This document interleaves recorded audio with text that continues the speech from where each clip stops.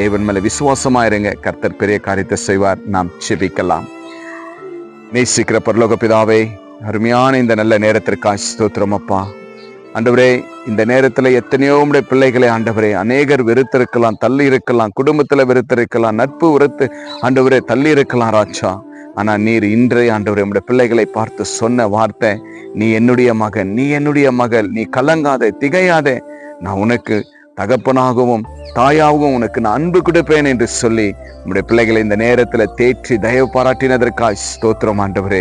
அப்பா, இந்த நேரத்துல ஆண்டவரே எல்லாமே இருந்தோம், நான் ஒரு தனிமையான ஒரு அனாதியா இருக்கிறேனே என்று சொல்லி இன்னைக்கு எத்தனை பேர் ஆண்டவரே இந்த நேரத்துல கண் கலங்கி கொண்டு இருக்கலாம், வேதனையோடு காணப்பட்டிருக்கலாம். அப்பா, இந்த நேரத்துல உங்களுடைய பிள்ளைகளை பார்த்து, டேடி நீங்க பேசிய வார்த்தை அப்பா, உயர்ந்த அடைக்கலமான வார்த்தையை இந்த நேரத்துல நீங்க கொடுத்ததற்காய் நன்றி அப்பா. நீ என்னுடைய ஜனம், நான் உன்னுடைய தேவன், நீ என்னுடைய மகன், நீ என்னுடைய மகள், நான் உன்னுடைய தகப்பன் என்று சொல்லி அப்பா உன்னுடைய பிள்ளைகளை இந்த நேரத்தில் ஆறுதல் படுத்தி உண்மை உள்ள அன்பை நீங்க வெளிப்படுத்தினதற்காக நன்றி செலுத்துகிறப்பா. இந்த வீடியோ பார்த்து கேட்டுக்கொண்டிருக்கிற எந்த இடமாய் காணப்பட்டாலும் அப்பா உம்முடைய பிள்ளைகளை நீங்கள் ஆறுதல் படுத்தி தேற்றுங்க கர்த்தாவே.